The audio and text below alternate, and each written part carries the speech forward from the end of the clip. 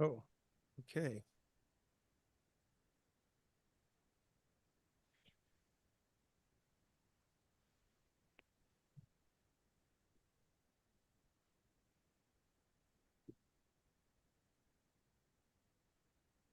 And we're live. We're live on YouTube again for the time being. So, welcome to another episode of the Union of Unwanted.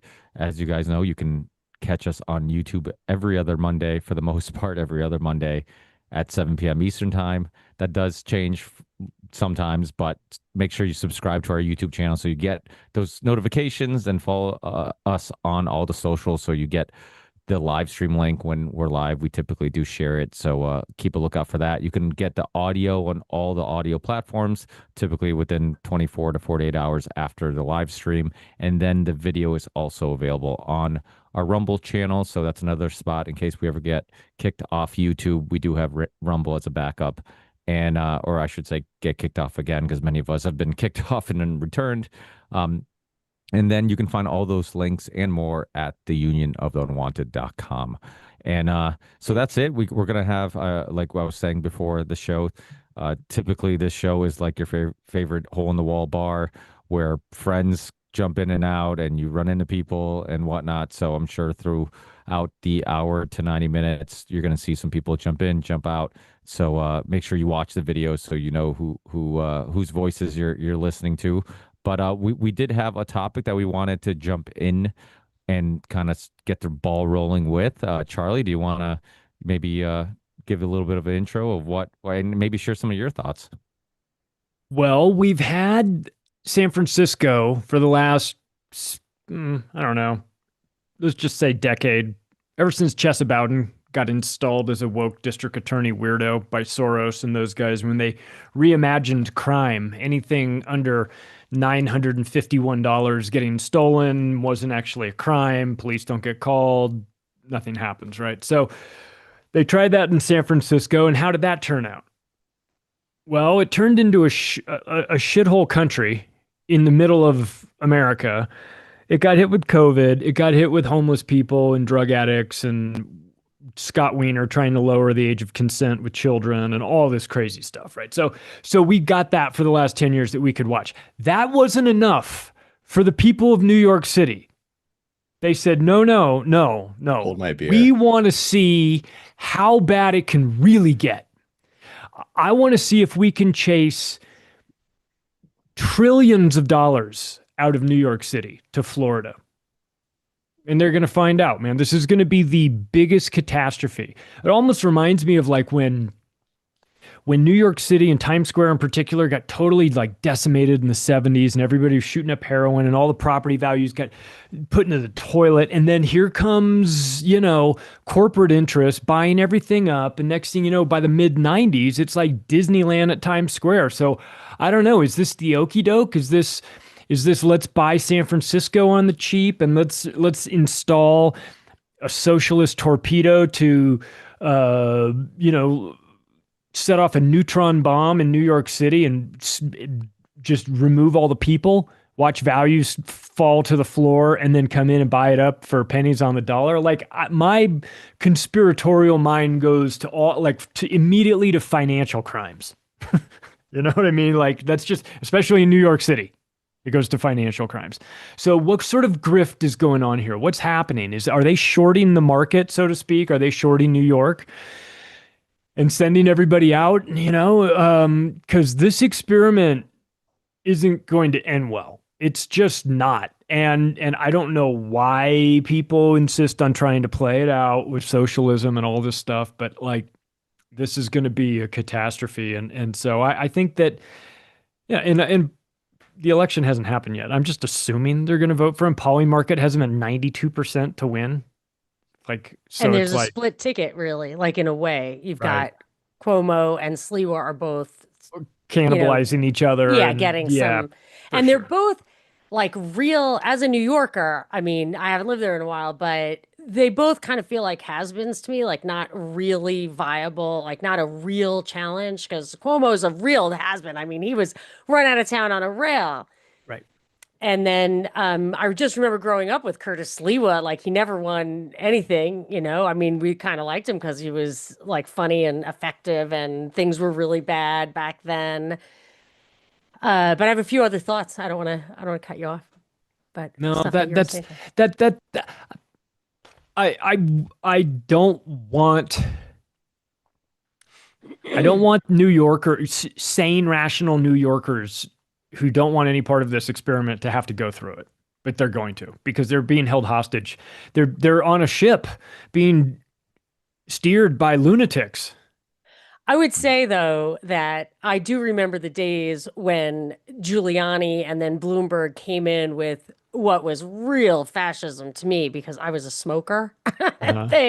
They could not pass through any kind of democratic process banning smoking.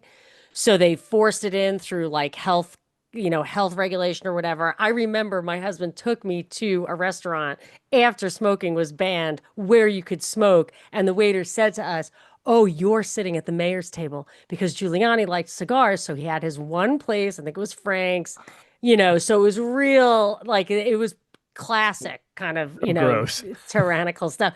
So they New Yorkers had their chance, but they liked it. They were like, we like the no smoking. I'm like, okay, but now it sucks because the people who keep the bars alive are the people who smoke. But so, you know, people want what they want and they give up on the principles, which I think is what's happening in our country overall. Like the Bill of Rights is really important, and which side you want government power to be used on is kind of missing the point. But so this guy, I feel like he seems like a created person to me. He started like Students for Palestine or whatever in 2010, which seems very like advanced. He got way ahead of what the hot button issue would be. But if even if he's not, so I think there is a chance that he's the like he's there to blow it up. So you get like a pendulum swing, but the pendulum swing would be fascism, which is not the opposite of socialism. It is a form of socialism, and I think people are forgetting that on the national scale. But I'd also say, even if he's not a created person, he's got this one thing that makes me insane as a person who really did grow up quite underprivileged as the youngest of nine. My dad was a truck driver. I grew up in New York and I went to community college. I transferred to Harvard. Like I was so happy that whatever, you could get out. And I knew many people who were rich and privileged after that who felt bad about it. They felt guilty because they knew that they could never probably claw their way out, or they weren't sure and they were so attached to their money and their privilege that they were like, I'm going to come in and make sure, you know, out of my compassion that the poor people, quote, don't have to struggle anymore. So they're just going to steal from rich people who actually make the productivity happen, give it to poor people and the middle class, which is the people who actually could make a difference. That is kind of the American dream. They get completely shut out, and it's just super weak. And he says stuff like that. So I don't like him if he's a created person, and I don't like him if he's authentic. Well, as Joe Biden said, poor people are just as smart as white kids too, or something along those lines, right? So I'm sure they have a chance. I love And that. and speaking of which, to me, like this is just kind of what popped into my head as we were talking about this was Trump's a New York guy. And so it's starting to seem like this almost WWE, pay-per-view main event match getting queued up for this. Kind of like fighting over the home turf. And, some of my initial thoughts are like, the first time I heard of this guy, it was a primary debate. And I think the question was something like, what's the first place you would visit if you were elected? And right down the line, you can guess the certain country they all said they would visit, except for this guy. And I was like, huh, well, that's interesting. And we all know real socialism has never been tried, so I'll give him a shot, But, to me, it seems like almost this Bernie trajectory where you can say as much radical shit as you can think of, and then once you get in, it's either none of it's going to happen or you're not going to be in for very long. Things happen, helicopter rides, sort of thing.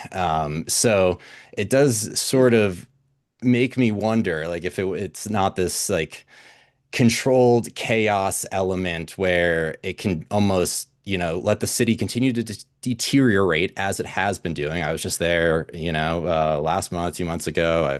All my family still lives there. Like I grew up 30 minutes outside of Manhattan. Like I've seen it over the past 30-ish years of the ups and downs and all that. But it just seems like let's put the brown guy in there and then blame all of this horrible, like hit rock bottom on him. It's kind of maybe. Well, maybe it'll finish up off socialism once and for all. Yeah, maybe. I really think that they will then depict it as like an identity thing or whatever, instead of saying we need to return to the foundational principles of economic laissez-faire and constitutionalism and subsidiarity, and instead embrace the power of government, but use it in a way that is more, that the people in the MAGA crowd or whatever have been trained to think is the answer. And it's not, but I think it discredits it by making the pendulum swing in that way. It totally ignores the foundational stuff, the libertarian stuff, the Bill of Rights stuff. It's just, both sides are controlled opposition at this point. Yeah. Courtney, what's I saw your new book. Yay! It's finally out. Yeah, it just launched. So it's What's called it called The with Final Patrick Betrayal. Webb? What? I said it's with Patrick Webb Wood. or Patrick Wood. I'm sorry, from Technocracy News. And what's the name of it? It's called The Final Betrayal, a cautionary tale how technocracy took over America. Final Betrayal. Yeah. So it's a cautionary tale, but it does go through how the infrastructure has been, like the ground has been laid. So we're hoping people will, a lot of people are thinking they were going to Make America Great Again, which the messaging is great. I don't oppose that at all. But I think a lot of people are still thinking that they can sit back and trust the plan. And we're hoping that people will take this and heed the warning. Well, they say real socialism's never been tried, but have they tried it with technocracy before? Oh, yeah. Well, I'm sure once you try it with technocracy, then that's the magic sauce. Yeah. That's the magic sauce to enslave us all. Yeah, Great. pretty much. Yeah. So I was just told, Lee was like, you can't like just start out by pinning this all at Trump. And I honestly have no idea. Like, I personally don't know how much Trump knows, doesn't know. It's kind of irrelevant to me. The whole point is that these technocrats, this like PayPal mafia group, have really taken over Washington. I think Silicon Valley is running the show much more than DC. Not that I'm in favor of DC running the show. It's supposed to be we the people. But I'm not like in love with the politicians or anything. But technocracy, I think, is a much more tyrannical system than even socialism, communism, or fascism. And did that start when Eric Schmidt kind of migrated from Alphabet over into the Pentagon? Because it seemed like that was like a blurring. When that happened, I got very uncomfortable. On the one hand, I understand if you're the Pentagon and you want like a head start in AI, you're going to bring in the guy who used to run Google. Like I get that. But like from a consumer, like we the people sort of standpoint, watching that marriage, I was like, oh my God, this is a catastrophe waiting to happen. And it felt like any sort of blending of the state with Silicon Valley was happening on like the military level. And that was it is. I mean, look at all the deals with Palantir, right? Yeah. They've pretty much created the whole Department of Defense is in bed with Palantir, and they're creating this. If you look at the third pillar of the AI action plan, they talk about the stack. And so it's this whole like, in order to beat China, we have to become China. And it's like, that's, yeah, exactly. Monica putting her hands on her. Yeah, that's exactly. I like, how does that even make sense? So if you want to beat the enemy, you become the enemy, you become everything you don't like about the enemy, or at least that your messaging claims not to like about the enemy. That's what we should become. But really what they've done is they've created this stack, which is they're saying we're going to fight globalism. That was the other big narrative that we got. And to fight globalism, we're going to be the technate that is exporting to the entire world. That sounds like globalism to me. It's just instead of the UN running the show and the World Economic Forum running the show, now it's going to be Palantir in Silicon Valley. It's Yeah. globalism, but we're in charge. With We're extra in charge. That's steps. exactly it. Globalism, And we're but going we're in to charge. pay for it Yeah. and not necessarily reap the benefits of that. As first of all, our tax dollars are subsidizing technology that takes our jobs. I mean, I mean, it's treason, but they're also I've yet to be proven that we are going that paying for it gives you the benefit. Like could be just the same old thing where Japan and China just take the tech and don't have to pay for it and then stand on your shoulders. Well, Joe Rogan says the robots are going to pay our taxes, so then we can have the higher basic income like Elon promised us. He says it's not going to be universal basic income, it's going to be the higher basic income, so we can all live in like this lap of luxury. And and Joe Rogan says that this is great because now we'll have jobs if we want to, just to find meaning in life because we're all going to be so filled They with will despair. sterilize everyone. Unless there's a robot They'll Ron Paul. sterilize everyone. It's like They'll that's sterilize why everyone, yeah. but it's I mean, they're also already it's doing going to be a conditionally based income. This is not going to be a higher based income. This is going to be conditionally based. It's going to be a social credit system. That's exactly what it's going to be.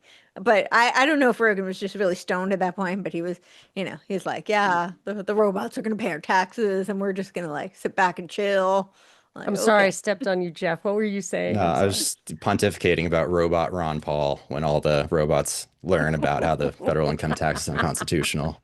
Right. That would be great. Yeah. I don't know. I for the longest time, like pre this AI era, my sort of idealist perspective on this, like kind of almost where we're at right now about like if the robots take over and when the robots take over, like it'll be so great because everybody can just do like their finger painting and art and all that stuff. And it's great.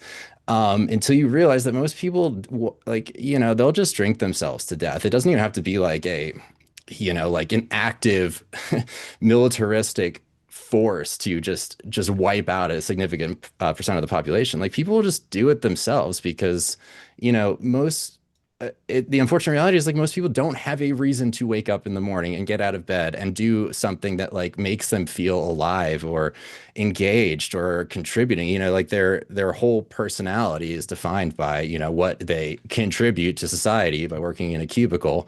And then it's like, well, what exactly do you do here? If the robot's doing their job, I worry about that now that I've seen enough people, go from this sort of have that like childlike adolescent wonder to just becoming another drone. And I don't know, I'd love to believe that you can just give them like a tab of acid and boom, they're right back in it. But, it's probably not going to happen that way. COVID proved that. Yeah. Some people, it was Netflix and chill, and they got a taste of that, and they never wanted it to end. They got hooked. Yeah. On like, let's just stay home and like never work, never go in, and that's unsustainable. I'd say the main reason people are getting up, most people getting up in the morning these days are driven to do that is for survival. No shit. So when you take that away, then you're going to have people laying around in a stew of Doritos and beer and dried sperm. You won't have to take their ability to have kids away from them. They'll just won't do it. I mean, you've seen what happens in like slums and stuff where Right. people get welfare and then there's like black markets for stuff and they're, it's whatever, Amsterdam. It's a disaster. I have made the argument before that I think, like Jeff was saying about that young child's wonder and these passions that we have and desires that, to do things that we enjoy, that's kind of just stripped out of our lives at a pretty young age. We get told like, hey, do stuff that helps you, get a high paying job, don't focus on these hobbies, these passions or whatnot. And I do think that a lot of great work in the world and things that we enjoy, they were motivated, they were created by people who were motivated by that work, perfecting that work. You know, the best musicians, filmmakers, artists, you know, they're not, you see interviews with them, they are not motivated by money. I mean, there's obviously always exceptions to the rule. And in music, you saw it where, like, you know, if a genre gets really popular, you see a lot of people who jump into that genre because they feel like they'll be popular and make money. But those usually are the artists that don't last. You know, the ones that stand the test of time are the ones who were motivated by the right things and motivated by just perfecting their art. And so I've always been curious, and I know I've brought this up, you know, numerous of times on the show. I've always been curious if we didn't have a system that dumbed us down and made us just, you know, regurgitating information robots that don't pursue passions and desires and only pursue, you know, financial gain. If something like a universal basic income would still end up with the same result in regards to like having people be lazy and not, you know, want to pursue anything and not be motivated. And if we had a system that really inspired people to pursue their passions and pursue their hobbies and things that they enjoy. And, you know, something I always say, and I think, you know, Rogan has said it, you know, that find that thing that other people consider work that you consider fun, like find that thing and then, you know, pursue that thing, right? And I think we all have those things. Like, you know, I hate working on cars, but I have friends of mine that do it as their hobby, as that's their weekend fun. That's their time away from work, right? And I certain things I enjoy doing, if it's podcasting, if it's music, if it's editing, even the editing part that can be a little tedious. I never feel like it's work. Somebody else might look at it and be like, okay, that's really annoying. I don't want to go through the work of doing that. But you know, so I've always been curious if we did push people in that direction and at a young age condition people to say, hey, you know, follow your passions, find that thing you enjoy, and that later in life, when they are adults, they would be motivated, they would be creative, they would be pursuing things that they enjoy, and they wouldn't need that money motivator. But we live in a world where like it's all about scarcity and it's all about, you know, survival, like, you know, like we mentioned. And so the only thing people care about is survival, right? And I mean, the other thing too is like you look at the world. I don't know where everybody lives, but it seems like wherever you live, the homelessness has gone up. I feel like more and more people who were at the edge of losing it, like in regards to mentally or financially, are now over that edge. And like the world has gotten to the point where like there are just so many people that are barely surviving. If you live in a safe suburb, you might not even notice it. But you go to any inner city and you just drive through it. There's just homeless people everywhere. There's, you know, there's people that are, you know, addicted to drugs. You can tell that they're just like completely just not on this planet, you know, walking around in a different, you know, universe. And you know, what led them there? You know, like it makes you think about like the world and the system that we've created where there are just so many people that are just lost causes to the system and they don't care about them and they don't care to help them and they don't, you know, and we have just given them a shitty set of cards and they just have to do fit with it. And you know, it's unfortunate because I do believe that like society's only as strong as its weakest link, that you can ignore the homeless, you can ignore the drug addicts, you can ignore all these people until they're robbing your house or, you know, robbing your kids or making your neighborhood unsafe. And then it becomes an issue. So it's, I don't know, what's everybody's thoughts on that? I mean, do you, is there a way that we can Do you think we fix? created the system though? I don't think we created the system. I think we got tricked into it. Yeah, no, you're We're in, right. we're in an enslavement Well, system. The assumption that the system is in any way, shape, or form designed to serve people and not the system itself is the problem. Well, I think if So we it, can, sorry, go ahead. no, go ahead. I go ahead, okay. Courtney, please, please. I was just gonna say on the point of like the artists. I mean, like I'm an artist, and I come from that background, right? So, I I don't really actually agree. I think artists will always do their art, like as long as they can, because that's their passion. So, if they're able to, if they're a musician, regardless of whether they're being funded, and they're going to create music, right? If they draw, they're going to do that because that's what's in their heart, and they're impelled. It's not a compulsion. Yeah, so we However, agree. in terms of what we know, I like what actually gets promulgated, the artists we know by name have been funded. Like, so your point about the people who didn't do it for the money, maybe true artists, I'm not saying a lot of them do it because they're passionate. That's their, I mean, they're going to do it regardless of whether they make a living or not. But most of the people, like the famous filmmakers that we know of, I'm not saying every single one of them, but most of them were funded, and oftentimes they were funded to be a propaganda asset, whether they're aware of it or not. I'm not saying they're all like, wittingly, like co-conspirators in some sort of masterful propaganda plan, but that is typically the case. I mean, I mean, you go all the way back to ancient Greece, that was what art was, even going back to, Shakespearean time. It has always been funded for messaging. So I don't know that I agree in terms of like the people who we see that I say this about philosophers too. It's like if you know their names, then they were funded because their message served a purpose, you know. So there are very few. The ones whose names you don't know, like remember a few weeks ago, maybe it was a few months ago now, but I was talking about the Scottish common sense realists. I mean, they were very instrumental in the founding of the United States, and I know some very erudite people who are like invested in teaching about the founding who have never heard of them. So I don't think that Kind of that like is the just coincidence. anti-federalists. They actually were right, Exactly. and you never hear about them. Never hear about them either. Well, Yeah. I'd So, I'd and I love don't think that that's a coincidence. I think that's by design. One So, yeah. thing I'd like to say about his point about the children getting their wonder beaten out of them by the way the system is designed.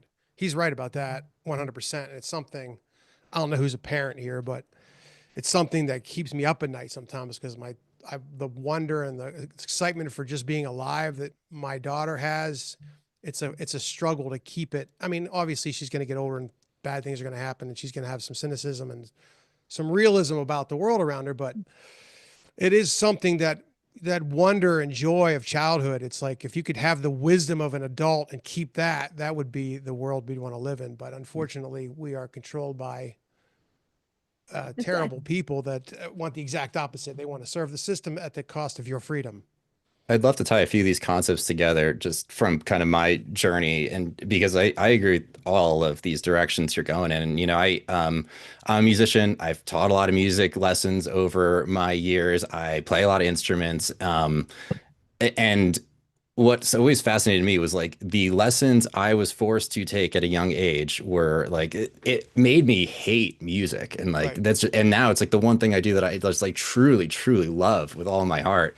And so what I've kind of come to with my journey of just like my own multi-medium discipline is it really does come down to the medium and it does seem like there's almost going to be a couple generations that are there's no saving them. But to get to a younger generation and establish the way of teaching them to find their own medium, whether it is working on cars like your friends, Ricky, or doing music or podcasting or crocheting or whatever, if you can get someone excited about their own little weird autistic thing, they're going to do all the hard work themselves and you're never going to get them to stop. And so when you look at these artists who are, blown up and, it's easy to write them off like the Taylor Swifts or whatever. Like, it's not like she learned how to play music because she saw an opportunity in the market. Yes, maybe there are people who just don't have the same sort of like jaded creative perspectives where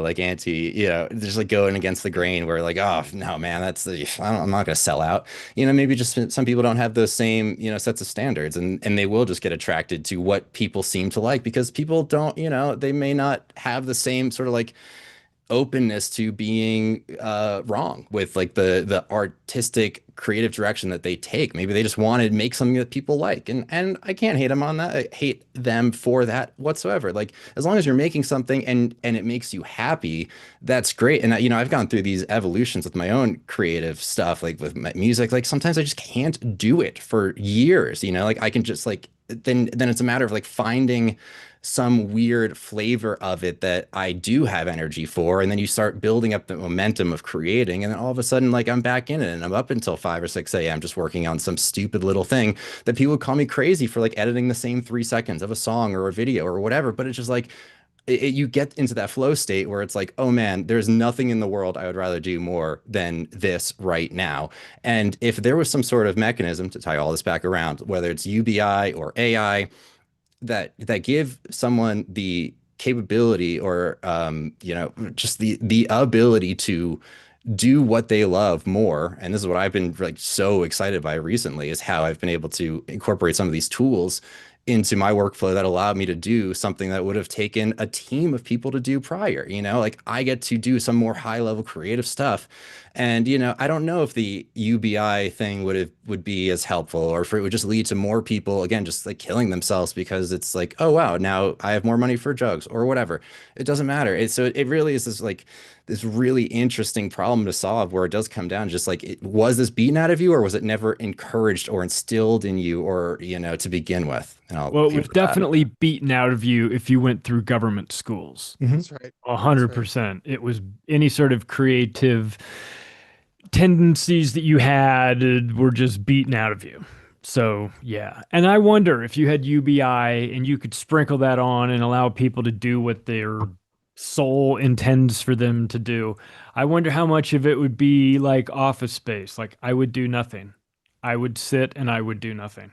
Like I think maybe some people would grab a paintbrush and paint, but I think most people, unfortunately, would take it as an opportunity to do nothing. And think I that don't know if they would lose purpose. I don't know if the job, I don't know if complaining about the job gives you purpose too. You know, like I don't know, like socially, I think it would be very disconnecting if What all of a is sudden people didn't need to work. what does Uncle Ted say about that? He's got the power principle, which I absolutely think is valid. Like something has to be important, doable, hard, and autonomous in order for you to feel satisfied. Otherwise, you're unsatisfied. But I don't remember what he says about what happens when you're profoundly unsatisfied. So Liberalism. I what think it's liberalism? Because like when you liberalism. think about the stories about the elite, like I probably wouldn't even believe like the human hunting party stuff, except for I saw such a compelling interview by that like court of justice with a woman who said as a child she was like she had to lead the other kids, and she was crying. It was like an hour she was or more that she was being interviewed. It was just, Oh God. I mean, absolutely past my truth jar. It's a horrible, horrible video. It talks about cardinals, maybe even popes, you know, nobility, everything. And when you like, there was a famous case, I think, of like a Saudi prince type guy who maybe beat his servant to death with a like a board with a nail in it. And they do, you know, they'll like go off into sexual perversion because I mean that's like a problem with being so powerful, so above the law, so rich, so bored that you don't know what to do with yourself, and then you engage in, you know, deviant perversions. I don't. I just. I There's probably a profound psychological problem with being truly idle. And I just, you know, my observation of the powers that be is they absolutely have done the studies. I bet. Yeah. Well, I mean, this is the whole dopamine reward circuitry in our brain, right? People think of dopamine as like it's like the people think about the reward part of it, that feel good neurotransmitter. But really, the whole purpose of that reward circuitry is for people to work. Is because if you think about like a primordial man, he had to go out, do really hard things in order to eat, right? In order to just basic Yeah. survival. And so that was part of the wiring in our brains to motivate us to do the hard work.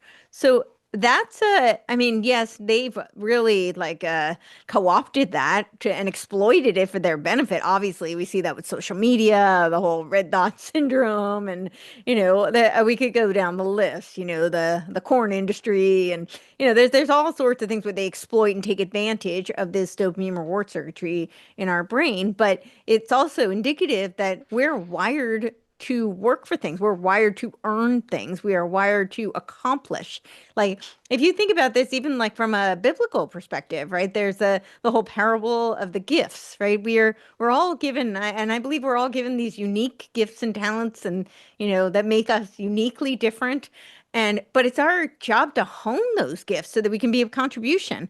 And it's not like an egoistic or like a narcissistic thing that we're just seeking validation. I mean, that's part of human nature as well. But it really we want to feel like we have value, that we're of contribution.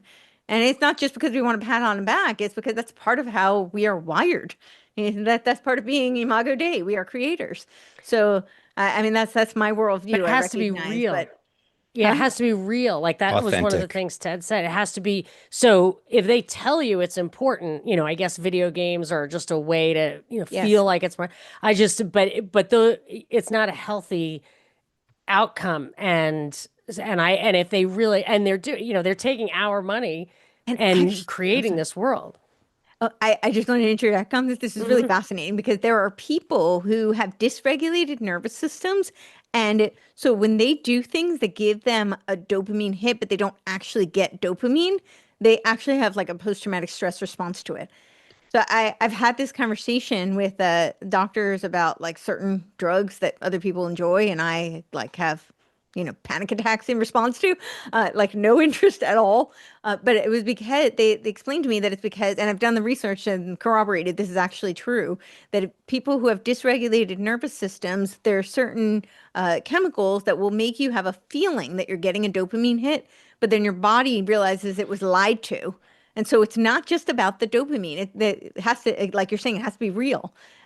So for people who have dysregulated nervous system, um, they can't like comport that, and so they have a post-traumatic stress response to it, and that's Maybe yeah. maybe they'll make people solve puzzles or something to get the money, Or Like, figure out how to go to the moon, or like Yeah. that's what is yeah. like isn't the space program just, I think it was described in the report from Iron Mountain as a flywheel, which I like had to look up 10 times. I'm not sure I really get it, but it's just meant to divert energy and resources just to keep Into a them creative film around. project.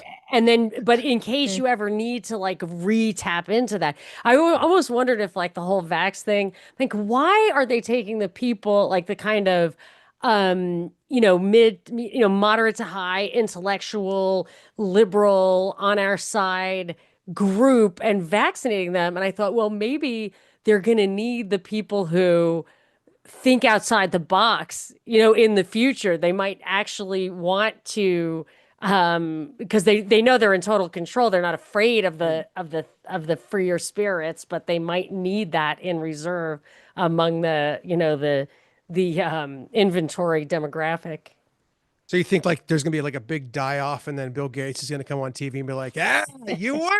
You won the game! Yeah. There's only a couple million of us left. Let's have some fun." Yeah. I think that's why they blew up the Georgia Guidestones, because it says what they're going to do. And I think when they do it, I mean, I'm not like super thinking they're coming in and like this No, I World get War it. III Yeah, yeah, is going to be 6.5 trillion people dead, yeah, but it's not going to take long. And they play the long game. We know that. So just yeah. the attrition, so that like the old people are dying. Probably, from we're on YouTube, right? I keep saying the V word. Okay, so the old people are dying, and the young people are. We don't know what this Gen Z or iGen or whatever that their fertility rate is. And I have this theory that the new morality is going to be that you should. So right now, like you don't want to impregnate people before you get married. I think you're going to impregnate people before you get married, because you're going to need to know that they can get pregnant, because there may be a Ooh. crisis like that coming. Bitcoin Children of sperm men. again. Here we go.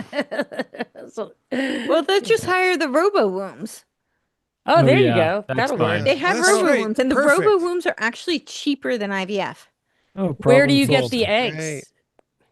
Well, They they're get talking harvested. that I don't know. That's a great The question. Uyghurs. I don't know how the process works. Have you ever talked to The people who the have Uyghurs there? or Wellcome Trust. One of the two. Probably, There yeah. are films about women who have given their eggs, like how traumatic it is. Like when like you can find people who regret Yeah. transgender surgery, stuff like that. Like they just tell you how awful it is and caution you against it. And it bothers me that and I think this was a Kaczynski thing too, like the actual scientific processes aren't thought about. It's just like, well, you don't think about the ethics of the actual process itself, and it's a terrible process. And as someone who has a son with Down syndrome, I knew a disproportionate amount of people in our community who did IVF. Disproportionate, because it has no screening process. Seems like to me. It has no screening I'm process? saying, like, if you're getting older or whatever, a lot of you'll have miscarriages if you're not producing basically Down syndrome is actually the least Yeah. of the No, they have all that's sorts why of they survive. chromosomal Yeah. So any abnormalities. Yeah. other one will get rejected. Yes. But even a lot of Downs ones get rejected. But Yep. if you're bypassing that early pregnancy filter and you're implanting like 8 eggs or whatever, or even 3 or whatever, you're helping them survive beyond the point when they would have.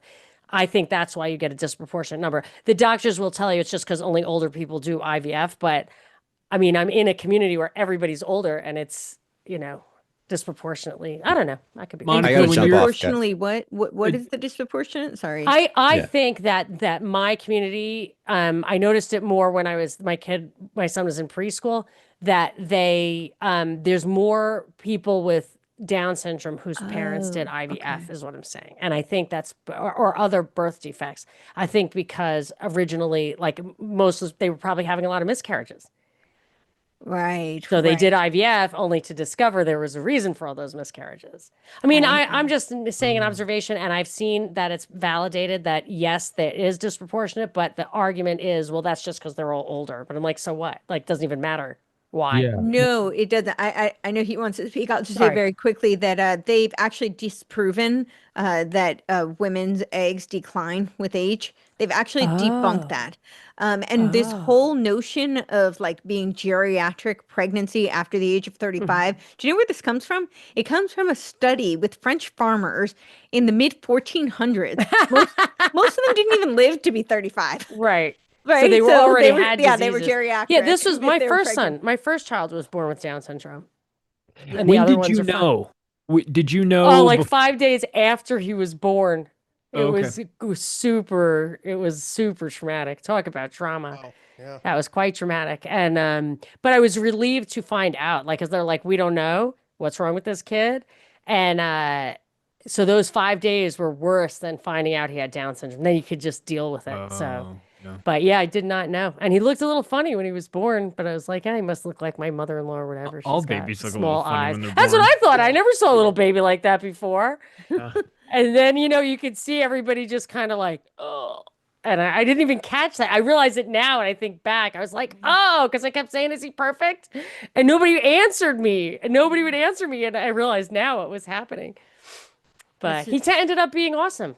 It's Yeah, not he sad. is awesome. It's just Syndrome. a huge He's so pain in the ass. cute. Yeah, he's super cute. He's fun. He's funny. He actually was a special, and I mean special guest on my most recent premium episode because he knows he knows a lot of Simpsons trivia. So we did a Treehouse of Horrors on Monica's Oh, movies, nice. and he was great. Yeah, he killed it. He bet. slayed. So he was worth it, but he's a lot of work. That's awesome. Yeah. I was like the opposite because they were covering everything up when I was born. So the theory was that they read the titer incorrectly, that the doctor was dyslexic. But had they done the screening, quote unquote, correctly, they would have just aborted me. So yeah, that was there's God, proof of God. yeah. I'm very grateful for the mistake. But yeah, I mean, there's so many of these cases where, and like they have no idea. I mean, they can say that there's going to be this abnormality, but the Oh, reality is they don't really know. absolutely. I've had numerous people come up to me and say they told me that I would have a birth defect in my child, and I went ahead and had the child anyway, and it was perfect. So I know a lot of people who had abortions when they were told that, Yeah. and my mother would always say, they don't know. They don't know. They tell you, but they don't know. And boy, they don't know, because people They will tell don't. you stuff when they see, it triggers something in them. And yeah, I even had like some people, it was terrible he was little during when Sarah Palin, who had just had a child with Down syndrome, and this was I lived in LA back then as well. And people would, I mean, they hated it. They were like, you are making an antisocial choice. They would blow up our little chats. They really got passionate about it. Had some like Russian atheist chick who just got, came over from, it's just like, don't you wish you knew so you could have had an abortion? I was like, he can hear you. Would you like to meet no. him? But I don't like it. It's fine. crazy. But That's okay. My But, mom yeah. says it flat out. She's like, if there's going to be a child with Yeah. disabilities, the parents should know and they should be able to have an abortion. I'm like, you do realize you're saying this to Yeah, me. in front of Like, me. You do Like realize that. I was that person. I'm like, that's the kind of stuff you don't say out loud. You Yeah, don't say to no. your, yeah. No. And don't they realize that somebody else who said that was Hitler? I mean, eugenics. Yeah, it's not. I mean, a little bit of eugenics gerbil, I think, coming out of them. Yeah, I mean, it is crazy because speaking of IVF, I know a lot of people, for some reason, a lot of friends of mine had to do it, and they just about all of them had issues with their kids. Like, and Yeah, coming it's from not. somebody, It's against Catholicism, by the way. So like Newt Gingrich and stuff say that IVF, you're not allowed to do it. Well, here's another component that I will add. A lot of time people are doing IVF because they're having infertility issues. And to be fair, we've been very poisoned. And so you could look at it both ways, right? This is a way that science and man is developing technology that is helping to combat all the evil poisoning. But the problem is that a lot of the problems that lead to infertility are also the problems that lead to either miscarriages or complications with IVF. And so a lot of people are thinking that like the IVF is just going to be the solution, but they're not doing the preparatory work to like figure out what kind of mineral imbalances they may have, hormone deficiency, whatever it is that's causing the root cause, right? Because that's not how our medical system is designed. But if you do the two in conjunction, in fact, like statistically, oftentimes, if there's enough time, a lot of times when they do that root cause work, they end up getting pregnant naturally. And if Well, not, then What would you they do for support root the cause work? pregnancy. What would you do for root cause work? Like, what would you do?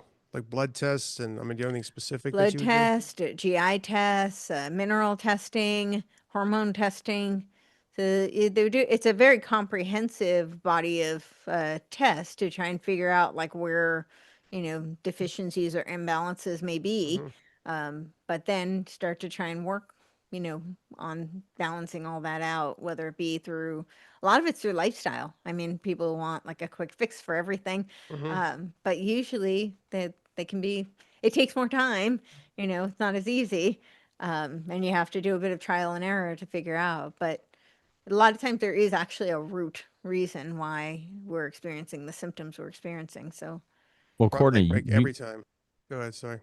no, I was just gonna say that Courtney knows just as well as I do. I mean, if you're a athlete, if you're in gymnastics, if you're into bodybuilding, any CrossFit, if your body's too lean, you will not get pregnant. And Yeah. your body, so it's like it's kind of backing this theory, and I agree with her 100%. Like a lot of times, it's just your body saying you're incapable of having children, or maybe it's not the best thing to do in the state that you're in. And if your body's too lean, so you could look at like a professional athlete, a woman who's a bodybuilder or whatever, super lean. If your body fat's really, really low, like to the point where it's unhealthy to be in that state to give birth, because you need body fat to obviously to survive you and your child, your body will just turn it off and be like, no, you're incapable. So if we know for a fact that your body does that, women's Mhm. bodies are capable of doing that, why wouldn't it do it for other things? Like you said, if you're being poisoned by your environment, by the food, if your lack of nutrition, whatever it may be, your body might say, hey, you know what, you're like incapable, or it wouldn't be safe to have a child. And so if you can do the opposite and make yourself very healthy, Mhm. then it would make sense that it could turn it on. Yeah, and a lot of it is actually like with leanness, it really varies. I mean, every woman has a different threshold, but it has more to do with stress.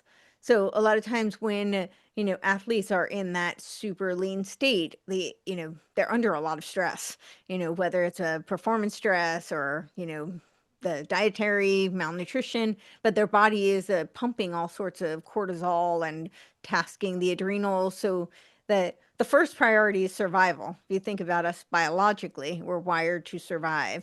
And so if we're in a state where survival is precarious, they're not the body is automatically not going to prioritize building life, new life, because that's really demanding. In fact, like they say, women's like minerals are depleted for months and months after.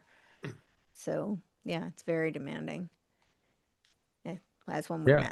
imagine. So, Everything is connected. I mean, it's people don't realize how intelligent the body is. mhm. One thing that like I got injured recently, not too long ago, like my ankle. And historically, playing basketball, playing soccer, you always are told like, hey, ice it, right? Stop the swelling, stop the inflammation. And something that John Stockton, when he was on my podcast, we talked about how he had a chiropractor when he played for the Utah Jazz that really changed the way he looks at the human body and recovery.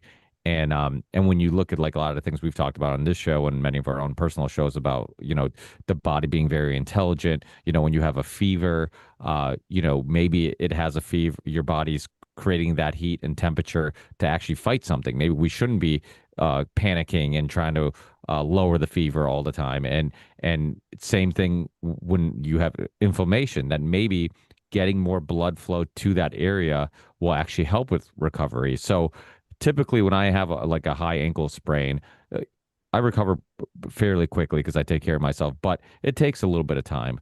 This time I actually had a really bad ankle sprain, and I'm like, you know what? I'm just going to deal with all the inflammation. Like, so I didn't ice it. I didn't take any anti-inflammatories. I did nothing. And all night I could barely sleep. I was in so much pain. I'm like, damn, I can't get comfortable. This hurts. The next morning I was walking on it and I was fine. And I'm like, how can this be? Like 6 to 7 hours ago, I'm like, I had all this pain.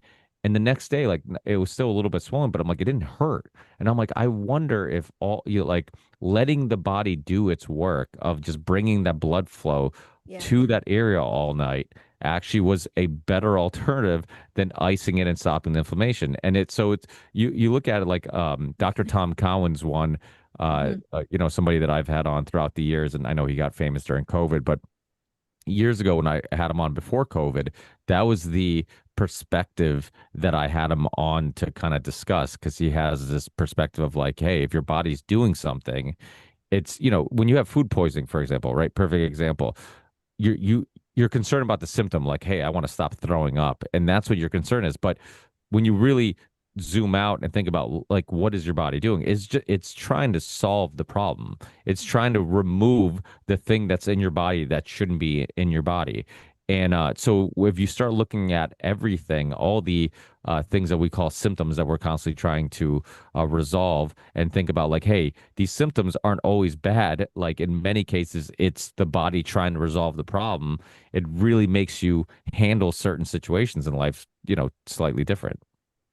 Yeah, for like sprains and those kind of injuries, I find much better than doing ice or any of those things is to do compression release, which it operates on the same principle, right? The inflammation is there to heal, to bring the blood flow to that area to accelerate healing, and integrate, nerve activity and and cell regeneration.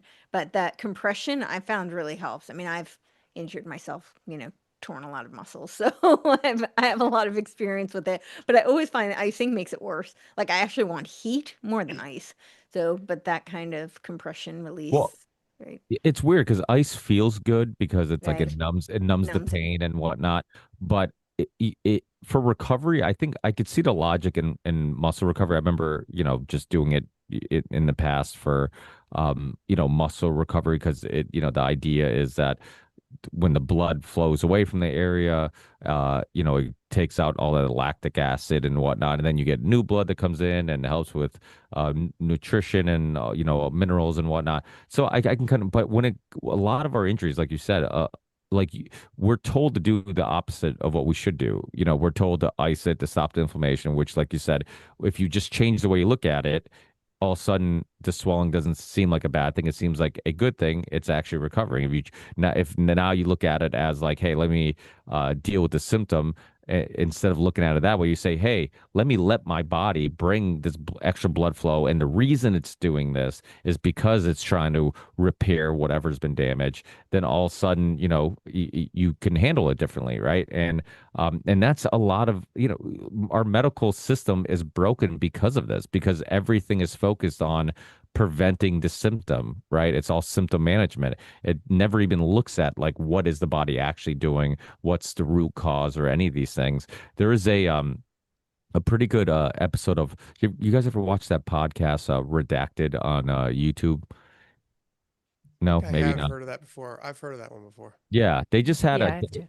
there's a documentary years ago that came out called Root Cause, and a lot of it was about like basically talking about like dentistry and just how it's equal, like it kind of gets a pass, but it's basically handled and has the same motivations as all the medical fields. Like it's all about money and profit. And but like dentistry is like one of the few places where you're like, no, they're the good ones. They just want to, fix your teeth. Hmm.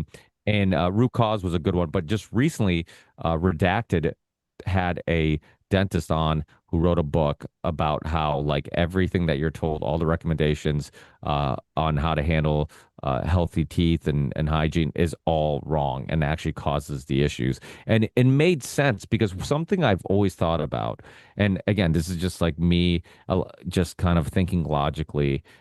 Because a lot of times when things don't make sense, even though you're told that they're supposed to make sense, typically they're just lying to you and they're covering something up and it doesn't make sense. And that, teeth are kind of a similar thing. I'm like, every part of your body attempts to recover and fix itself if you have an Hmm. issue, right? Like your immune system, your bones, your muscles. But teeth are the only thing that they're like, hey, you get a cavity, like it is what it is. You got to fill it. It doesn't. But this dentist was kind of highlighting that the way we handle uh, mouth health, for lack of a better term, is why our teeth actually don't fix themselves, but they're capable of it. And I'm just like, that makes way more sense than, hey, teeth are the only thing that get, need physical repairing and don't heal it themselves. Have you guys ever went down that rabbit hole and thought about that? Yeah. I mean, like Today, the, sorry, go go ahead. on. No, go ahead. I was just gonna say my daughter, she just went today, and they want to give her braces, and my ex is like, I mean, she's cool and everything. We've got a good situation, but I'm like, I said dentistry is maybe the most corrupt out of a completely corrupt medical industry. I mean, I've actually gone down this rabbit hole. The whole thing is everything, almost it's like everything else. Everything we've been taught is like 180 degrees the opposite of what what it actually is. But yeah, so I don't know. I just happened this like literally like 2 hours ago, and I'm like, I don't know how I feel about braces. Now I got to go down a rabbit hole about braces. Well, there are some like exercises you can do. I wish I had saved it, but a lot of it has to do with like posture. Like putting the tongue on the roof of the mouth, like a Are you talking palate, about yeah, you're talking which about it's will called yeah, that's called what's that called? Oh, what is that called? There's a name for it. It's called it's like all the Chads love it now because it makes their jawline. And then there's gum you can get. There's really good gum. It comes out of Cyprus. oh, Uh that's to strengthen the teeth. well, it But does the no, same this kind is of a thing. really more Yeah, I know what you're talking about. postural that'll Yeah, help yeah, yeah. like align the teeth the way that braces would. Obviously takes work, Yeah. longer process. I don't know that it'll do exactly the same thing that braces would do. I have Yeah. less issues with braces, to be honest. So things that I've explored are things like root canals, Yes. which can cause lots of complications. And as you said, Ricky, the whole body is interconnected. And, you know, if you look at traditional Chinese medicine, like they've been for thousands of years, like they never treat an organ isolated, you know, it's always the body, the whole system, it all kind of works together. And I think that's a big mistake that Western medicine makes because they're looking at symptoms. So everything's isolated and they never think that, you know, your root canal could be causing, like, I've actually heard stories of this, like where a root canal was causing some other pain somewhere else, like some other problem. And it was because of a root canal. They never thought to think that. I mean, who would, right? But they've now proven that. And also like the fillings, obviously, with metals in your mouth that's probably not the best. I mean, I wish I had known. I was born with all sorts of dental complications. So, I mean, I did everything that, you know, is wrong. But hindsight's 2020, as they say. I definitely didn't know then what I know now. That So. exercising is called mewing. Sorry, not to cut you off. It's called mewing. Oh yeah, mewing that's less to do with the uh teeth itself. It's more That's like more a of a jaw jaw. line. Yeah, yeah, Yeah. that's what I I was mean thinking. that's great though. I mean that Yeah, actually can reverse like cosmetically, like reverse like saggy like jowls yeah. and that kind of thing. It If can you get be mastic gum, it's like it comes out of like Cyprus and Greece, and yes. it's really it never goes bad. It doesn't really have a Really, flavor, I but feel like it goes bad like instantly. It's like you you got the chew wrong a couple bites and then it's oh, done. no, you got to keep going. Got to push through. Oh, gotta push Then it through. gets soft, and then Okay. it's just I'm like like, I've chewed it for like 4 or 5 hours at a time before, and it's just like I could keep going with okay, it. it revives. All right. Which I'll that's have to been give my it another experience. shot. Yeah, it's been my experience. I don't know. You got to get a decent brand too. I don't know what you got. Maybe you did get a decent brand. Yeah, maybe Yeah, not. Yeah, don't get well, the cheap stuff. they talked about how low teeth. So I had wisdom teeth come in, and I remember, doctor saying, "Hey, you're gonna have to handle this," and I'm just like, "Well, let me just see how it plays out." And every time I waited it out, my everything would just eventually fall into place and be fine. And so it was kind of weird. So I got skeptical of dentistry, just like all the other just about everything in life, not just the medical field. But they taught I remember watching a documentary about, and it might have been the Perfect Human Diet documentary with CJ Hunt. Great documentary if people have never watched it, but they talked to anthropologists and all this stuff, and just how we used to live. And one of the things that they talked about, I believe, was in this documentary about how our lack of nutrition, right, our lack of protein, or lack of healthy fats, like it's lowered our testosterone levels naturally, which also affects your facial jaw, right? You look at somebody like I have a couple of, I grew up in this town that's like literally all Polish and Portuguese immigrants, and like the joke, I'm a Portuguese immigrant, but I had a lot of buddies that were Polish immigrants. The joke was always like they had like these big square heads, right? There are these big, Viking looking dudes, and you think about like somebody with like high testosterone, somebody who's big and strong, like you think like kind of a square head. Like, why is that? Well, because typically that is the case. If you have higher testosterone, you have more of a square jaw. Well, that's the reason why we were designed to fit all our teeth in our mouths. And now, because of the lack of nutrition and our poor diets, our faces have become smaller and skinnier. So now we can't fit all our teeth. But if you look at like anthropologists, they'll study, these old bones, and they're like, hey, look, their jaws were designed to fit all our teeth. So that's a big part of it. There's also Dr. Gerson would talk about fillings, and what was Dr. Gerson's first name? I can't remember. Max Gerson, whatever. Yeah, he was, and but he would talk about like the fillings and stuff we would put in our teeth, how they would have these negative effects on, like you said, you could have all these other health issues that are due to your fillings and not even know it, because, like you said, everything's connected. And then there was also something that I was learning about recently called hydropeptide or something. It's like, Hydro appetite, hydropoxy appetite. yes, I don't, that's what it is. Yeah. And I've never, that's the first time I've actually ever said it out loud. I've only read it. So I was Yeah. curious on how to actually, those words, right? The ones that we've read, but we've never said out loud. And then you get a little nervous saying it out loud. Happens to It's me like, I'm all the not, time. yeah. And but so are you familiar with so people say that it can Mhm. actually help with your teeth to recover and whatnot. It helps to restore minerals to help it rebuild Exactly. itself. And they've been Yeah. using it in Japan for a very long time.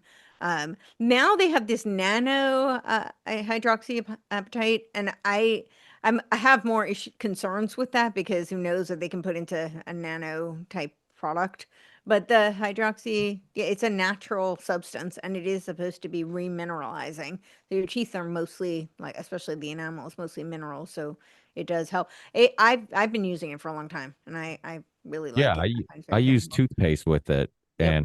and I started using toothpaste with it. You can buy it on Amazon, and you can buy that. And then look, even charcoal, right? For years I used Mhm. nothing but when charcoal. Now you can get like toothpaste charcoal, but initially when I first started using charcoal, you could only get the powder, which my wife would hate because I'd make a mess in the bathroom and there'd be just like powdered charcoal everywhere.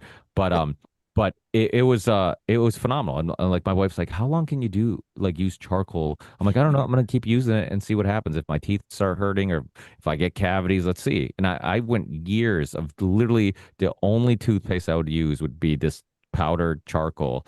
And I'm like, wow, look, you don't need all these chemicals in your mouth. And a lot of people talk about like mouthwash, how it's like killing all the good it's kind of like your gut, right? Like you need good Yeah, bacteria and bad bacteria, right? And disrupts it's a the balance. biome.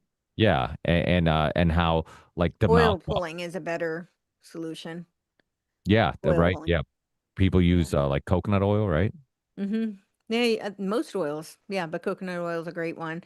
I also wanted to just very quickly tell you about stem cells, and I know this is going to be, put on your tinfoil hats, but they have stem cells in them, your wisdom teeth. So I don't know if they're like harvesting these and That's why they selling pull them them, all out every single time. but I think that they're incentivized to like instruct you to pull out your teeth because Oh, they have like a ton of stem cells in wow. them. I still have mine. Has any of you interviewed someone about the peptide injections that are supposed to like rebuild the cartilage in the I absolutely must speak to someone about that. No, but I'm gonna do them. Oh, I'm waiting. Yeah, I'm definitely I going to do them know. too because I Yeah. thought that. I was like, everybody's getting these joint replacements. They're going to figure it out. That's the one thing of having, like, I'm in the bust generation, like Gen X. Like every real estate boom, every equity, every single thing, like just crashes on us. But this time with all the old people, they're going to figure it all out and maybe leave us stuff like peptides and vacant retirement homes. And a lot Well, of people are having success with PRP for joints. Is that something different? What is that? So it's essentially they take your blood. I mean, they can do other oh people's yeah. blood too. I would advocate for using your own. But they take your blood and then they separate the red blood cells and the white blood cells, like through a centrifuge, and then they put it back into you. Huh? Is Yeah. the process here like I've my understanding? I could be wrong. Maybe it's changed, but the process, like when you go to Mexico, you get the real process. Where you here, you get like the candy ass kind of version of it because of the regulations. So if you go to Yes, Mexico, that's it, the stem The cell thing. exosome. That's probably exosomes and well, stem cells for oh, is sure that in different Mexico. when what you're talking about? Because I know that BPC 157 is supposed to be. I know a couple people that do it. It's just supposed to be insane for your joints. Yeah, I know a lot of people that got on. That's like one of the few supplements I haven't tried yet, and Yeah. I'm kind of curious. But peptides are getting very, very popular, which means it's just a matter of time before they make it illegal, and I then think tell you. didn't they already do that? Totally. Isn't it already hard to get them? Didn't they already do that already? I think they are making it hard to Yeah. get. You Yeah, can I mean get them, it. but it's Well, sketchy. some of the peptides are having really bad side effects already. I The mean, like peptides. the semaglutide, the Ozempic, it's like in the Ozempic family, but Oh, those Ozempic is a Oh yeah. peptide? it's a Yeah, it's in a peptide, it's peptide. Yeah. Ugh. GLP-1, yeah. I want And nothing to do people are with going that. blind. They're having all Yes, sorts of right. Oh, Yeah. Don't mess yeah. with that. Yeah. And it just even on the face of it, it takes a toll on your muscle tone. Like, yes, because it and that's the cramps. last thing you need. Yeah. Yeah, that's no good. I'm So buying this Well, toothpaste in right now. regards to joints, I mean, just a short personal story. In my 20s, when I was, you know, playing basketball, going to the gym, playing soccer, working all day, construction. My joints were super bad. Like I was in pain constantly. I would have to take ice baths. This was like my early 20s, mid 20s, ice baths after like a night of playing basketball for a couple hours or some hard lifting just to get through the next day at work. And I was like overdosing with glucosamine, MSN, chondroitin, like all the things that like help rebuild your cartilage and your joints. I did this for years. I remember when I first started dating my wife, she's like, "Wow, you take ice baths all the time?" I'm like, yeah, it just kind of helps with the inflammation so I can get through the next day.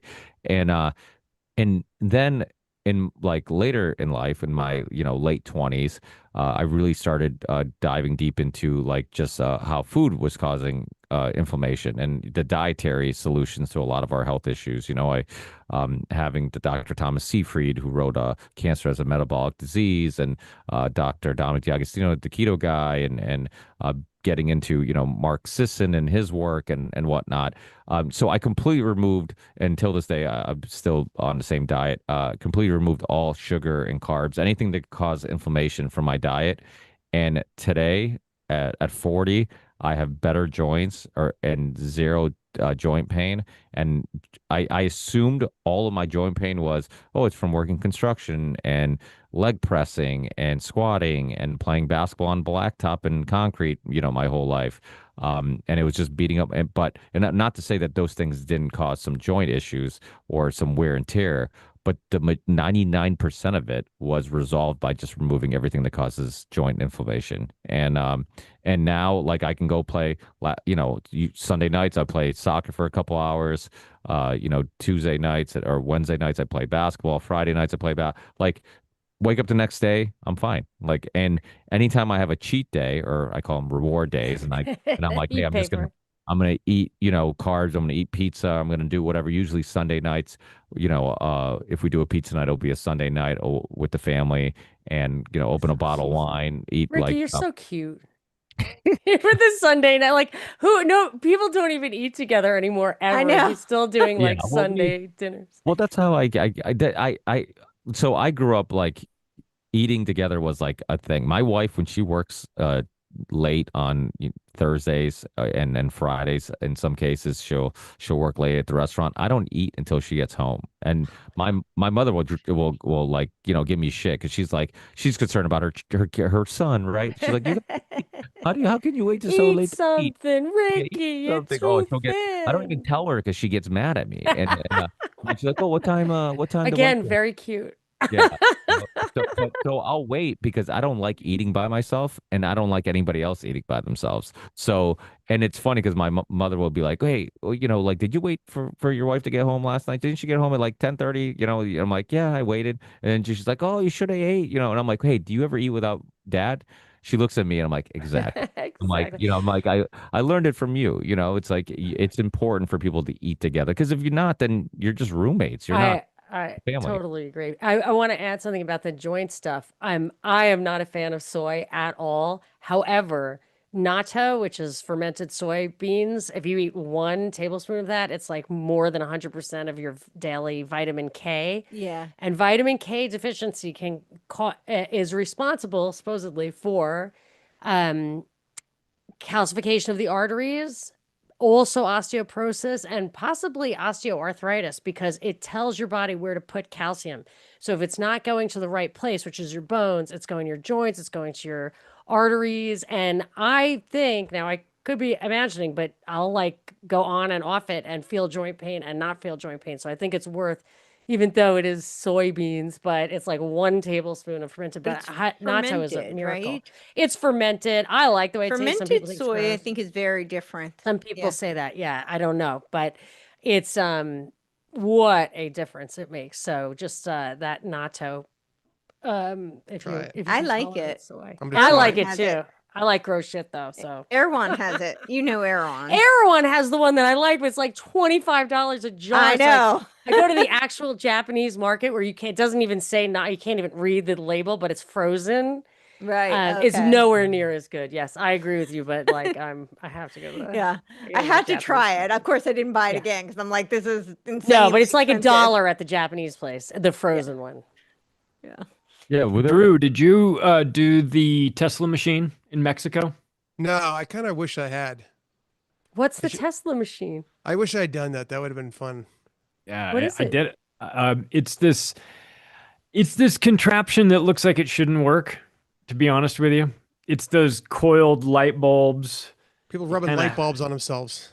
Yeah, you put a big light bulb and you hold onto a small light bulb and Oh, you got one in one wow. hand, one in the other hand. You're kind of putting it on your body and it's infused. It's like an ozone treatment and it's pretty wild. I mean, I used it for a little bit and I wasn't, I put it on my elbow. Can you 'cause my walk elbow again? was- You can walk again, though, right? It gives No, the blind sight. But in all seriousness, this lady, His I erectile was- dysfunction has been fixed. it's Solved. been totally fixed. It's a magic. It's a miracle. No, it did fix Stu Peters' shoulder, which was kind of wild. But this lady that we met was coming out. I remember it was Wednesday morning or Wednesday afternoon, and she came out and she said, "Oh, I've been doing it for 3 days in a row." And I said, "Well, do you mind if we talk to you?" I was with Tease. And she's like, "Yeah, I have MS." And I was committed to getting off of a walker. So I was just going to come down here. And over the last couple of years, I've got myself off of a walker. So now I just use a cane. And I came down here and my goal was to get off the cane by doing the Tesla machine. And so I go, "Well, how has it been? Is this your first time?" She goes, "No, I did it Monday morning, Tuesday morning, and right now, Wednesday." So it's the third time. And I go, "Well, what's the result?" She goes, "I don't know. You tell me." And she put her cane over her shoulder and she just walked off. And Teese and I were like, "Holy shit." It's like Like, biblical. that- Has That lady's anybody having talked to some her good results. since?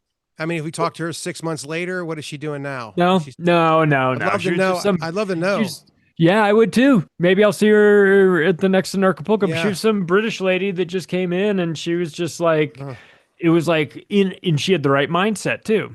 She's like, I am going to not have the cane anymore. And so, I mean, I think there's some new options out there that are, if people want to find out, tzla.club. That's their website. I have no affiliation with them. So, but you can find out information about that. That's who Berwick had one, and so he had it in his RV. Oh. And they turned that. Apparently, the guy told me that when they turned that thing on the first time, it knocked the power out to all of an Acapulco. And then they're like, "Oh shit."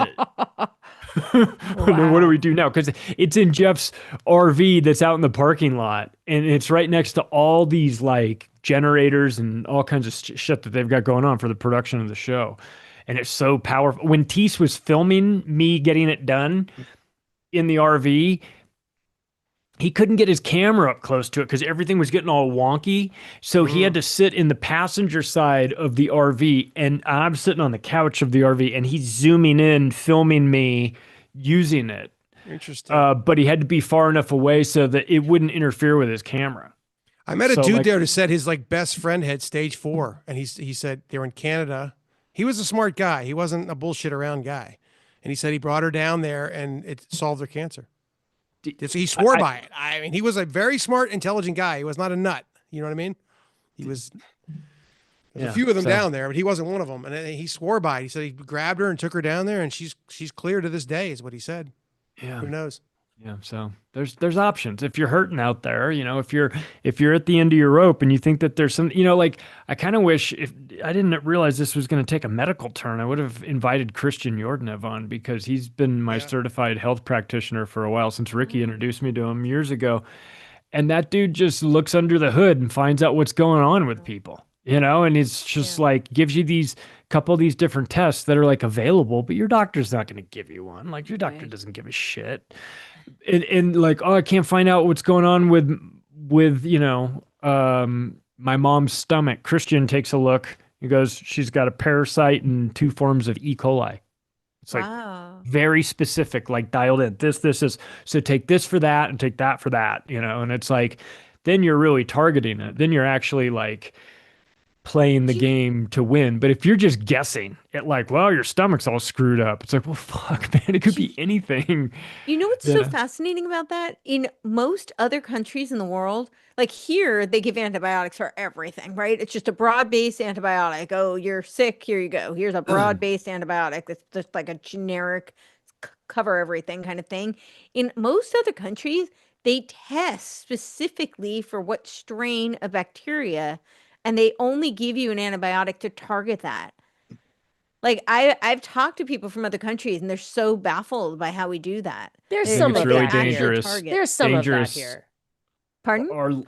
Our liberal prescription of antibiotics is extremely dangerous.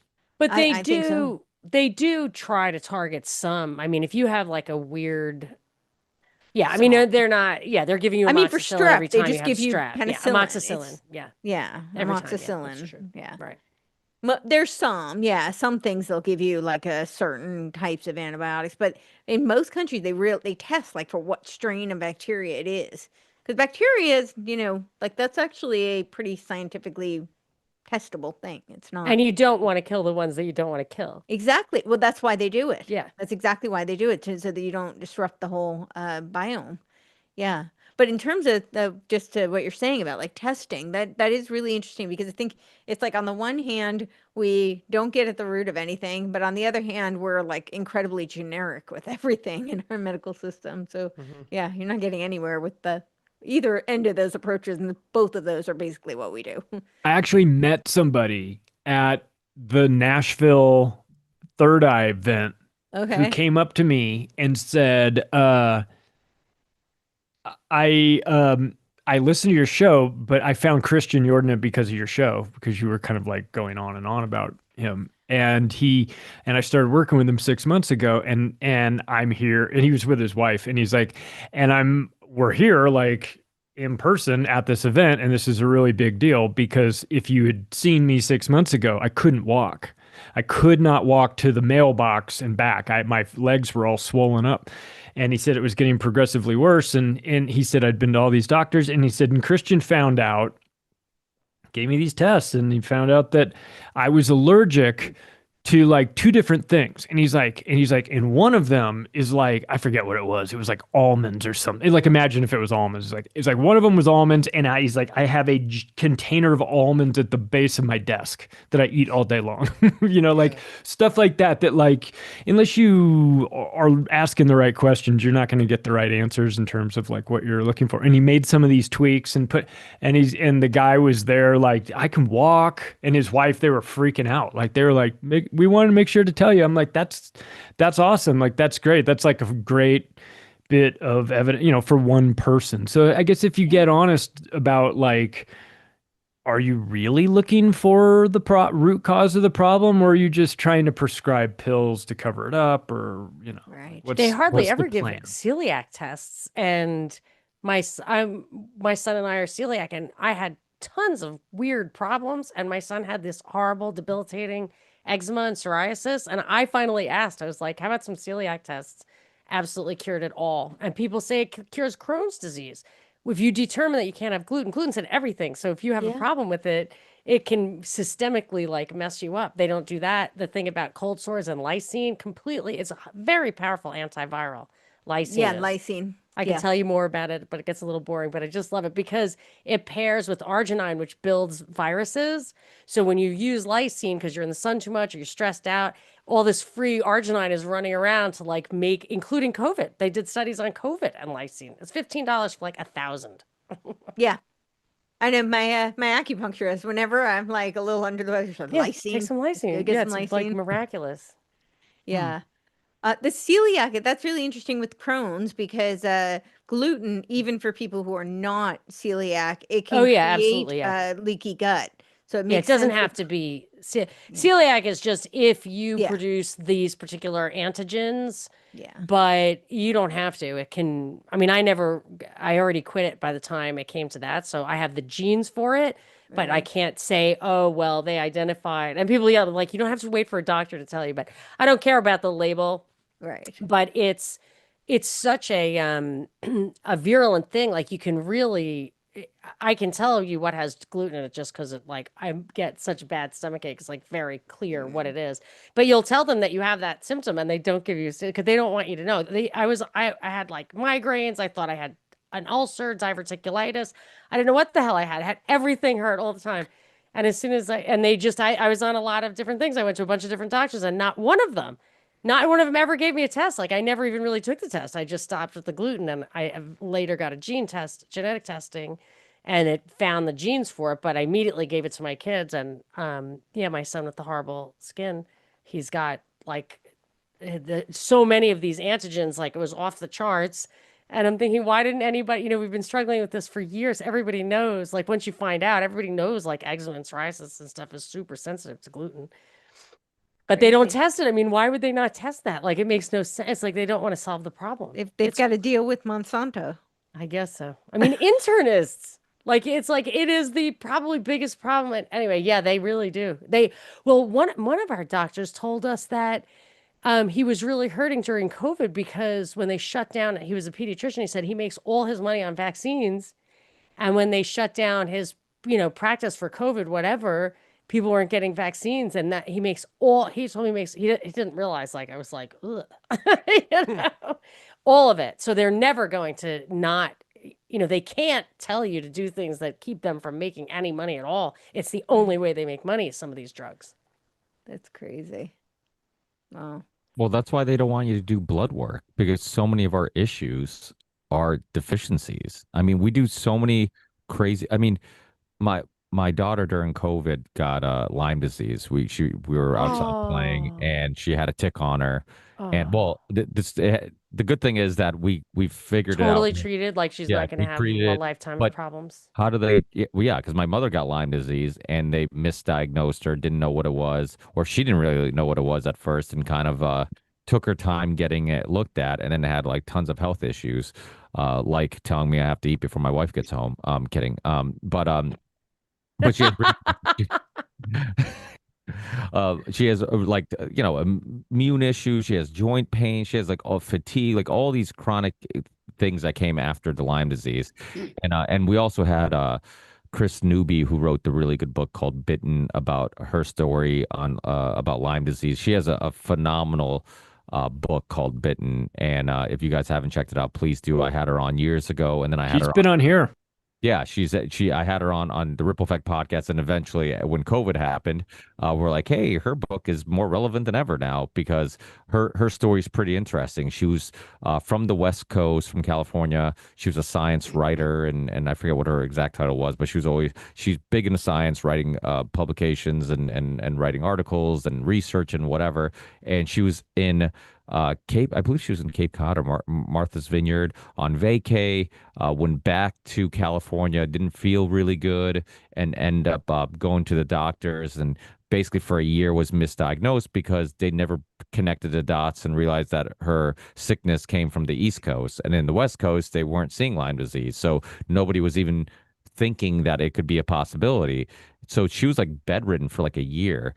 And basically, her and her husband were like couldn't take care of her own kids, couldn't take care of themselves, was like just bedridden. So then she was motivated to figure out like what is this Lyme disease. So she goes down the rabbit hole of like trying to figure out the origin story of Lyme disease, which that rabbit hole turned into a rabbit hole of bio warfare and Plum Island and basically all these diseases being man-made in regards to their origin story. So she ended up writing a book called Bitten, and the guy she had like a quote from the guy who found I guess the guy who gets the credit for finding Lyme disease or discovering Lyme disease, and she had a quote about him saying that he thought it was man-made, and it came it came from a lab somewhere, and which sounds pretty easy to believe in regards to that because it seems like it's very similar to what happened with COVID in regards to a virus kind of It's coming out of Plum a lab. Island. Yeah, Plum Have you Island. been to Plum Island? Is where they did they manufactured basically Lyme disease. Yeah. Have you ever talked to Adam Finnegan? He wrote a whole book Yeah. about it. I've had him on too. Yep. And I'm trying to think if Adam's been on this show. Maybe he might have, I don't but yeah, remember. I he don't did. think so.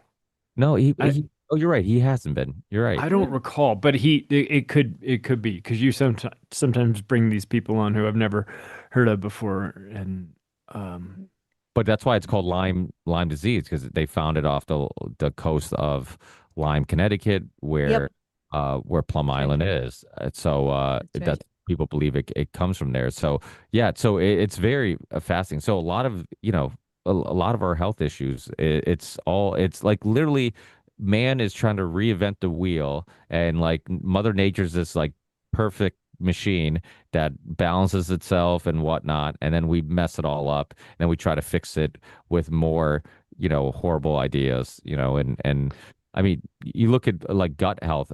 This is kind of a new craze, but like it's because we've completely ruined our gut, and it's causing all these other health issues, mood issues, brain fog, all these things. There's actually, speaking of good products, there's a organic, I believe they're from Australia, but Remedy kombucha. It's completely sugar free, because what they do is they let the kombucha ferment until all the sugar is gone, and then they sweeten it with stevia, organic stevia. Really inexpensive, not that expensive, tastes amazing, and for some reason, like I said, it's not that expensive, and it's sugar free, so it has no effect on your blood glucose if you're trying to keep your inflammation down, like myself, and try to stay in ketosis as much as I can. So that's a good one. But yeah, like, so back to my daughter, I'm typical Ricky, way off track. Back to my daughter, when she got Lyme disease, they gave her a bunch of antibiotics, because that's how if you get it in your system immediately. This was during COVID, so she didn't go in to see the pediatrician, but like we called them and we're like, hey, she had a tick on her. We see the ring. We think it's Lyme disease. Based on what I know of Lyme disease, this is something we want to deal with immediately. And because she was, small at the time, she's 9 now. She might have been like 6 or something like that at the time. And we got her on antibiotics. She never even knew she had Lyme disease. She was completely fine. But what doctors don't tell you is that, hey, we just completely, demolished your kids, bacteria Yep. with these antibiotics. Maybe you should be taking probiotics or whatnot. We did that because we just were cautious and we know better. But how many people have health issues due to taking antibiotics for too long? Everybody thinks of it as a miracle, and in some cases it is, like with Lyme disease. But you do have to rebalance what now You you've do. unbalanced. So it's really important to kind of learn these things. Acidophilus is a great thing to take. Yeah, my mom used to give that to me when I was a little kid. The And acidophilus pills what's whenever I that? took. What is it? Oh, it's just full of like all sorts of probiotics, but it's a great counterbalance to Isn't it? antibiotics. Can't they make yogurt out of that? Yeah. I mean, think it's it's in one of yogurt them. The sometimes. I don't know, I'm not going to be able to pronounce it, but Labasilicus, I don't know. That's the more common one. But yeah, yogurt has like billions of strains, so it's but yeah, acidophilus, it usually comes in like a kind of like a gelatin kind of cap. I mean, I'm sure today it's very different. They probably have vegan options, but and the inside is almost like soft, and you keep it cold because it is a bacteria, but it helps to rebalance the gut. So I would always take that whenever I had some sort of an antibiotic. You can I get think it you're the first now. person I've ever seen that has a So- matching mic sock. Huh? I think you're the first person I've ever seen that has a matching mic sock. Two. Your What? purple mic Your- sock. I like your Purple. mic sock. your You're all microphone. purple all the way. Look Oh, at your oh, microphone. my How microphone, is your yeah. microphone Yeah. purple? It's just the cover. It's the I can sock. Yeah. show you the little Yeah. secret. Badass. Yeah. How'd you do it? I got ordered it it was an Amazon special. All right, Yeah. cute. I like that. It's a nice little touch. It's a nice little aesthetic That's touch. great. It's That's just my great. little touch with my Yeah. colors, and yeah, Mhm. purple is my favorite color. So yeah. Well, All right, I would have Ricky, never guessed. we ready to land this crazy soul plane that we've been on? yeah. So, Let's start with Courtney. Tell us, where can we find The Final Betrayal with Patrick Wood? Yeah, so right now, the best place to find it is technocracy.news and go to the store. And he's doing a discount for if you want to buy more than one book, you can get it for cheaper. So currently, that is the best place to get it. We will have it on books.buy in a few days, I believe. And that's a really good option for people who are not in the US. And then we will have it on Amazon, but I think it's going to take a week or so. So we're still working on Amazon. That will be available as well. There's a Kindle there as well. So yeah, so that's the best place to find that. And then to find me, I'm at CourtneyTurner.com, spelled like Courtenay, COURTENAYTURNER.com. And my Substack is also a really great place to find me, support my work, and that is CourtneyTurner.substack.com. Yeah, your Substack is out of control. I highly recommend people Thank you. follow that as well. And I republish a ton of Technocracy of Patrick's articles and Courtney's articles over at Activist Post as well. Monica, what's going on? How are you? You know, I talked to Parallel Mike a couple weeks ago. Yeah. We had the first 15 minutes of the call of our interview was us talking about Oasis. Then we eventually got into something totally different because I was in your neck of the woods, as I said, for the show in September in Pasadena. I went to a Snow Oasis concert in high school. No. And it was and it was really funny because it was like, you know, on a mountain, people were skiing, and they had like a mosh pit. But some guy picked me up and threw me onto a big pile of snow, and I was like, "Excuse me," and he's like, "You were about to be stepped on, so I saved your life." You're tiny. Okay. You owe me. There's nothing you can do about that. No, yes, I love Parallel Mike. We just did, actually, it's my most recent interview. I don't even think it's posted yet. His take on the volatility of gold, why it was up so much, where it's going now, why there was a correction. I just had a great cognitive dissonance with him and Hervoy Morich, which is also on my feed, Monica Perez show. On your favorite podcasting platform. And I have some fun stuff on my Substack also, including my latest episode of Monica's Movies, which is on Invasion of the Body Snatchers, but with the special guest. It was a double header, a double feature. My son, Slimy G, and his analysis of Treehouse of Horror. So we had a lot of fun this October. Nice. Where can people find all that?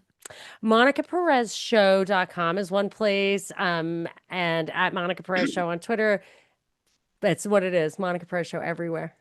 Everywhere you look. Everywhere you go. Everywhere you go, you cannot escape it. What's cooking, Drew? What's happening with Maverick and the Machine? Is this the pitch time? Yep, this is the pitch. Okay. This is the thank you for donating your time. This is embarrassing. I have to do this, but it's embarrassing. It always makes me uncomfortable. I got to get used to it.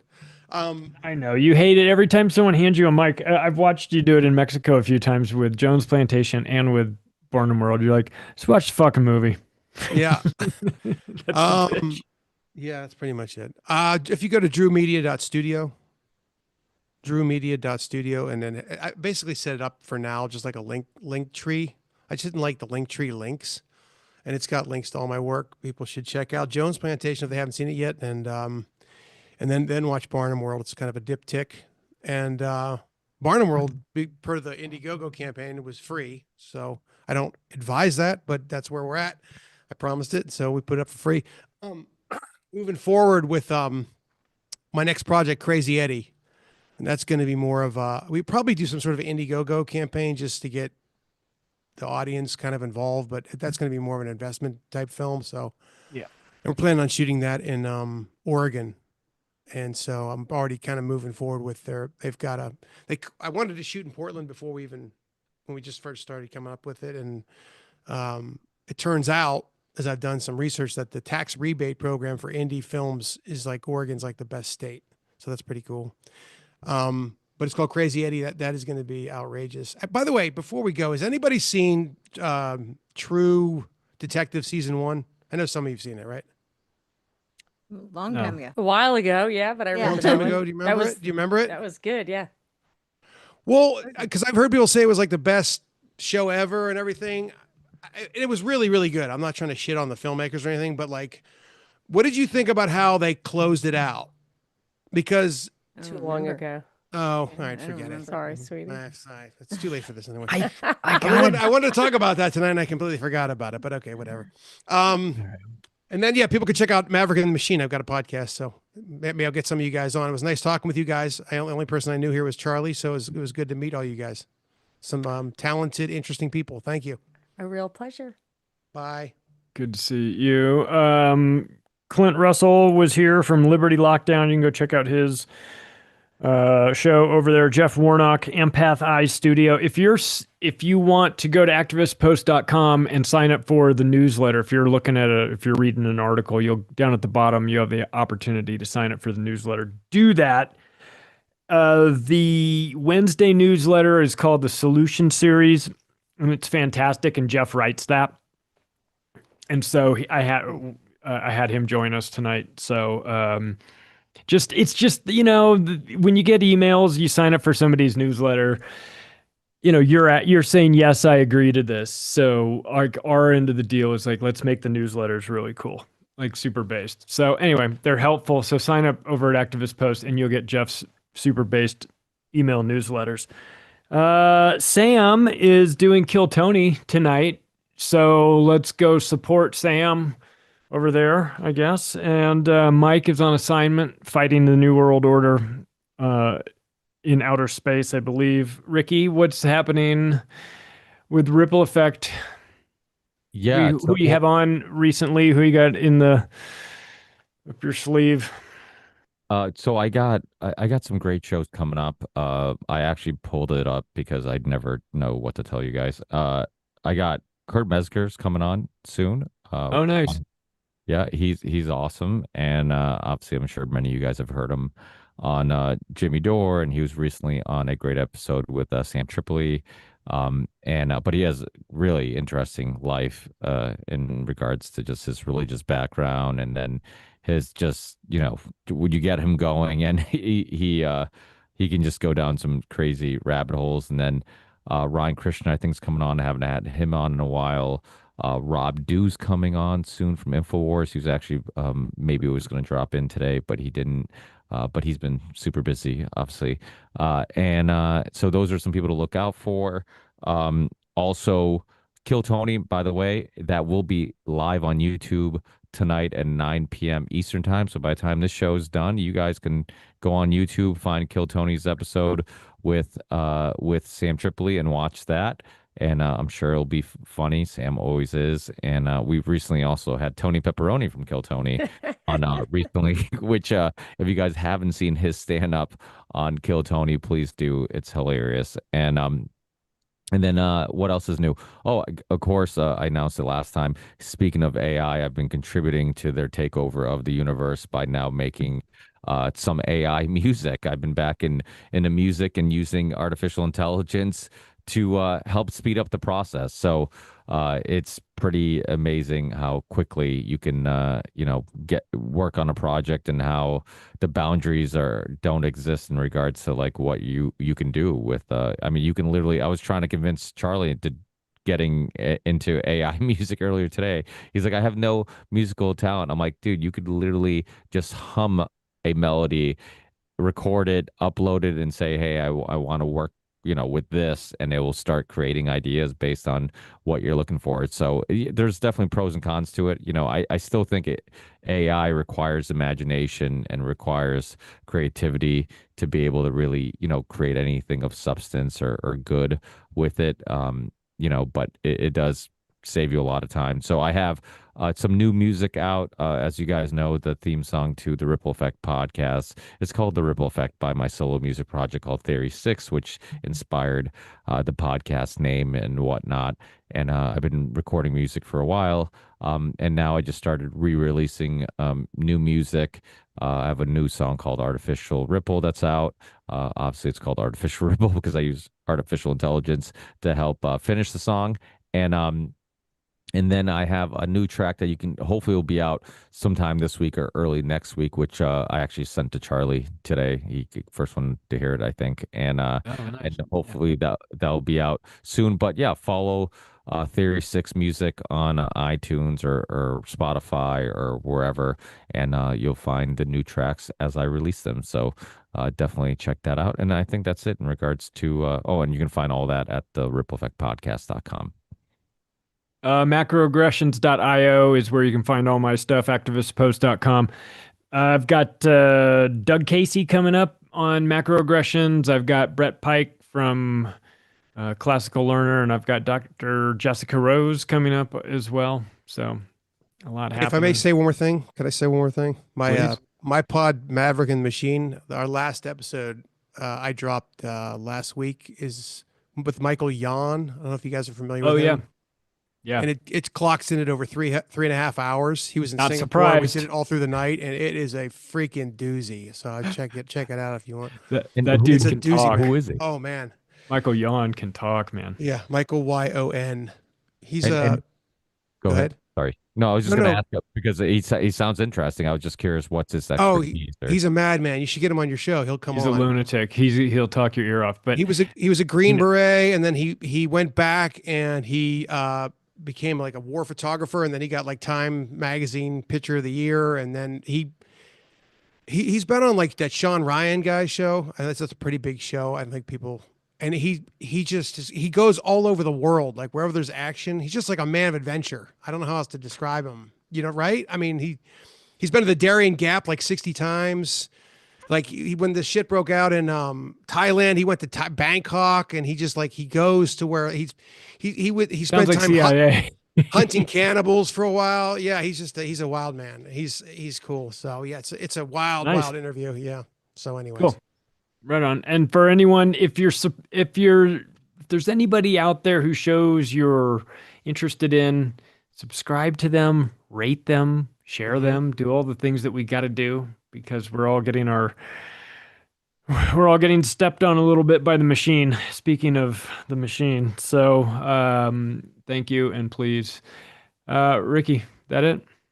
I think that's it. Yeah. Make sure you All right. Thanks subscribe to everybody for coming all out. of us. Ciao. Yeah. See you guys in the next one. And go watch Kill Tony.